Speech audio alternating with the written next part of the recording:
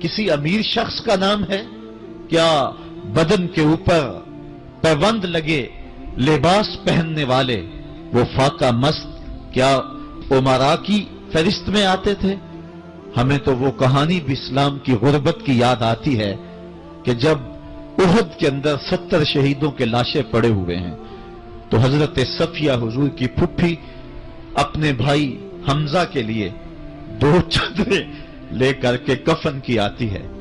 तो हुजूर अलैहिस्सलाम ने फरमाया कि जिस कब्र में हमजा को दफन किया जाए उसी कब्र में मुसअब बिन उमैर को भी कफन दिया जाए और दफन किया जाए।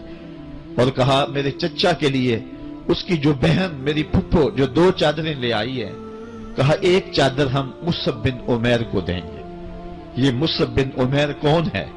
तारीख पढ़ो, कितनी दिल आवेज तारीख है। मक्के में एक अमीर तरीन खातून है जिसके बेटे का नाम मुसअब है और वो अपने बेटे को इतना खूबसूरत लिबास पहनाती है और इतने खूबसूरत खुशबू और अतर उसको लगाती है कि मुसअब बिन उमैर जिन गलियों से गुजरते थे देर तक वो गलियां महकती रहती थी। लोग कहते थे यहां से मुसअब गुजर के गया होगा इसलिए ये गलियां महक रही हैं। अच्छा, फिर मुसअब पे नजर पड़ती है मेरे मोहम्मद अरबी की, तो मुसअब बिन उमैर हुजूर की जुल्फों का असीर हो जाता है। मां काफिरा है, जब पता चलता है तो उसका लिबास भी छीन लेती है, सहूलतें और आसूदगियां भी वापस ले लेती है। फिर वो वक्त भी आया कि मुसअब बिन उमैर हबशा की जानिब हिजरत कर जाते हैं। मक्के के हालात कुछ थोड़े से खुशगवार नजर आए तो वो हबशा से वापस मक्के जब पलटे तो उनके बदन पे जो चादर थी वो जगह जगह से फटी हुई थी। मेरे आका करीम अलैहिस्सलाम ने देखा तो हुजूर की आंखों में आंसू टपकने लगे। कहा ये वही मुसअब है जो इतना खुशपोश नौजवान था कि मैंने पूरे मक्के में इससे खूबसूरत लिबास पहनने वाला कोई दूसरा शख्स नहीं देखा, और आज मेरे मुसअब को पहनने के लिए जो चादर मुयस्सर है वो भी जगह जगह से फटी हुई है। ये इस्लाम की गुर्बत की कहानी है। और आज उहद में यही मुसअब बिन उमैर शहीद हो जाते हैं और उनके लिए कफन भी दस्तयाब नहीं है। हुजूर ने कहा जो मेरे चचा के लिए 2 चादरें लाई हैं उनमें से एक का कफन मुसअब को दे दो ना और दूसरी चादर से कफन मेरे चचा को दे दिया जाए। अच्छा, हजरत मुसअब के लिए बड़ी चादर रख दी गई और हजरत अमीर हमजा के लिए जो चादर थी वो छोटी थी। अगर सर ढांपते थे तो पांव नंगे हो जाते, अगर पांव ढांपते थे तो सर नंगा हो जाता। हुजूर ने फरमाया मेरे चचा का सर ढांप दो और पांव के ऊपर इज़खर नामी घास डाल दो। मैं ये इस्लाम की गुर्बत की कहानी तुम्हें सुना रहा हूं। जब मेरे रसूल के चचा के लिए पूरे कफन का टुकड़ा भी दस्तयाब नहीं था, इस्लाम उस वक्त भी इज्जत पा गया था। इस्लाम उस वक्त भी जलील नहीं था, इस्लाम उस वक्त भी सरबुलंद था और इस्लाम उस वक्त भी इज्जतों की मसनद पे था। ये इस्लाम का वो दौर है कि जब हुजूर मस्जिद नबवी से बाहर निकलते हैं तो आगे हजरत उमर व अबू बकर रज़ी अल्लाह ताला अन्हुमा खड़े हैं। चेहरे के ऊपर अजीब उदासी है। कहा उमर, अबू बकर इस वक्त क्यों खड़े हो? अर्ज की हुजूर भूख ने घर में टिकने नहीं दिया। हमने चाहा हुजूर का चेहरा देख लें तो कुछ प्यास बुझ जाए, कुछ भूख मिट जाए। हुजूर ने फरमाया मेरा हाल भी यही है। जिस चीज ने तुझे घरों से निकाला है वही चीज मुझे घर से निकाल लाई है। चलते हुए हजरत अबू अय्यूब अंसारी के घर के करीब से गुजरे।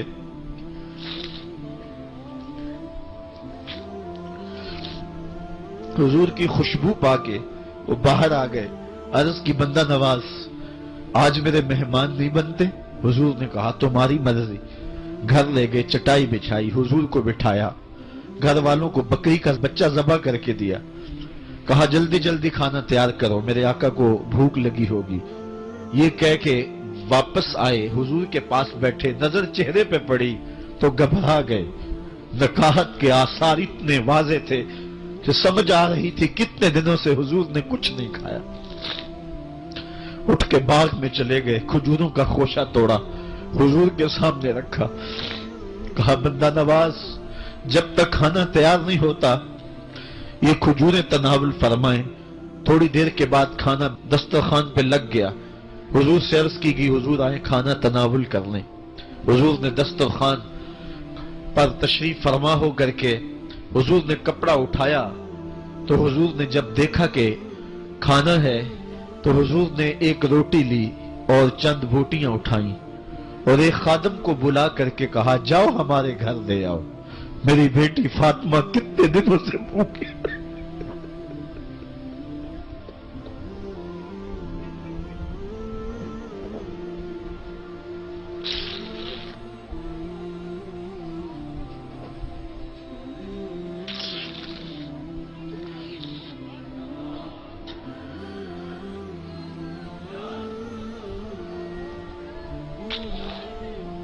کہا جاؤ ہمارے گھر لے آؤ، میری فاطمہ کتنے دنوں سے بھوکی بیٹھی ہوئی ہے۔ مال کے کونین ہیں گو پاس کچھ رکھتے نہیں، دو جہاں کی نعمتیں ہیں ان کے خالی ہاتھ میں۔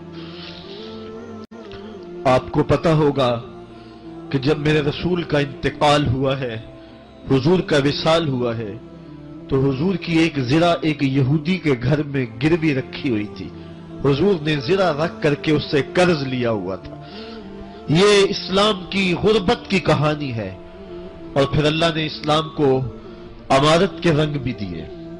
آؤ تمہیں کہانی سناؤں، حضرت عدی بن حاتم روایت کرتے ہیں، صحیح بخاری میں روایت ہے۔ یہ حاتم تائی کے بیٹے ہیں، کہتے ہیں میں حضور کی خدمت میں حاضر ہوا، ایک شخص آیا کہنے لگا حضور غربت نے میرا برا حال کر دیا ہے، اور اس نے شکایت کی غربت کی، پسماندگی کی اور اپنی معاشی بدحالی کی۔ پھر ایک شخص آیا کہنے لگا حضور میرے پاس دولت تو ہے لیکن میں نے جس منزل پہ جانا ہے راستہ پر خطر ہے، تو میرے لیے کیا حکم ہے کہ میں کیسے راستہ طے کروں؟ تو یہ دو لوگوں نے یہ باتیں کی تو حضرت عدی کہتے ہیں کہ حضور نے روئے سخن میری جانب موڑا اور میری جانب مخاطب ہو کے کہا عدی تو نے ہیرا دیکھا ہے؟ عدی کہتے ہیں میں نے عرض کی حضور دیکھا نہیں، سنا ہے۔ ہیرا یہ شہر ہے عراق کا۔ تو حضور نے فرمایا عدی تو نے ہیرا دیکھا ہے؟ میں نے کہا نہیں حضور دیکھا نہیں، اس کا تذکرہ سنا ہے۔ فرمایا عدی اگر اللہ تجھے زندگی کی مہلت دے تو ہیرا سے ایک خاتون چلے گی، تو اپنی آنکھوں سے دیکھے گا اور مکے تک پہنچے گی اور اللہ کے گھر کعبہ کا طواف کرے گی، اور اس کو ہیرا سے لے کر کے مکے تک اللہ کے علاوہ کسی کا ڈر نہیں ہوگا۔ کہتے ہیں کہ میں نے دل میں کہا کہ پھر بنو طے کے ڈاکو مر گئے ہوں گے جنہوں نے عرب کے اوپر روب ڈال رکھا ہے، تو وہ تو پھر ختم ہو گئے ہوں گے۔ کہتے ہیں میں بھی سوچ ہی رہا تھا کہ حضور نے مزید میری حیرت میں اضافہ کرتے ہوئے کہا عدی اگر تجھے اللہ نے زندگی کی مہلت دی تو تو دیکھے گا کہ کسرا کے خزانے تیری جھولی میں ہوں گے۔ تو اس دور کی سپر طاقت تھی۔ میں نے کہا حضور کسرا بن ہرمز؟ حضور نے فرمایا ہاں کسرا بن ہرمز۔ کہتے ہیں کہ حضور نے پھر فرمایا عدی اگر تو زندگی پائی تو تو وہ دن بھی دیکھے گا کہ ایک شخص زکوٰۃ کی رقم لے کر کے، زکوٰۃ کی چاندی لے کر کے، زکوٰۃ کا سونا لے کر کے نکلے گا اور اس کو کوئی زکوٰۃ کا مستحق ہی نہیں ملے گا۔ حضرت عدی بن حاتم کہتے ہیں کہ پھر میں نے وہ منظر اپنی آنکھوں سے دیکھا کہ ہیرا سے خاتون چلی اور مکے تک پہنچی اور امن ایسا تھا کہ اس کو اللہ کے علاوہ کسی کا ڈر نہیں تھا۔ پھر وہ لمحے بھی میں نے دیکھے کہ کسرا بن ہرمز کے خزانے مسجد نبوی کے باہر پڑے ہوئے ہیں۔ تو کہتے ہیں تیسری چیز میں دیکھ نہ سکا اور میں نے لوگوں کو کہا کہ یہ میں تو نہیں دیکھ سکا، میری شاید زندگی وفا نہ کرے، اور اگر تمہاری زندگی وفا کرے تو تم دیکھنا میرے آقا نے جو فرمایا تھا دو باتیں تو پوری ہو گئی ہیں اور تیسری بات تم دیکھ لو گے۔ حضرت یحییٰ بن سعید فرماتے ہیں کہ حضرت عمر بن عبدالعزیز کا زمانہ تھا اور انہوں نے مجھے افریقہ کی جانب زکوٰۃ وصول کرنے کے لیے بھیجا۔ میں وہاں سے زکوٰۃ وصول کی اور پھر میں زکوٰۃ لینے والے مستحقین کو ڈھونڈنے لگا، تو کہتے مجھے کوئی مستحق نہ ملا۔ پھر میں غلام پکڑتا اور اس کے پیسے دے کے اس کو آزاد کرواتا چلا جاتا۔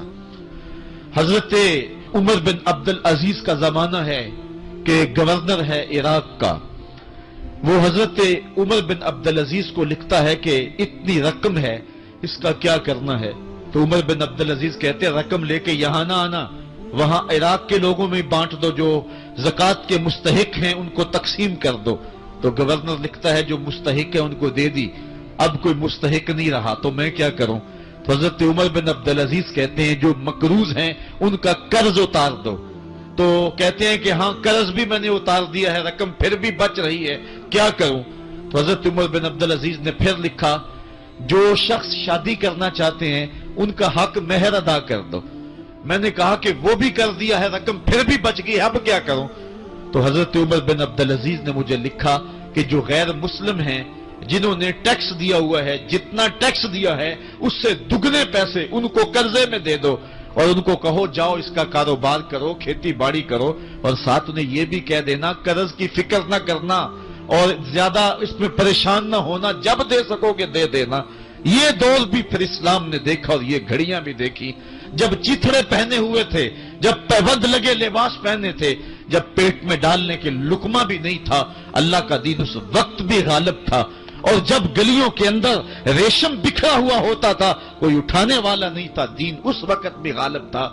دین کا غالب ہونا یا نہ ہونا اس کا تعلق جو ہے وہ مال و دولت سے نہیں ہے۔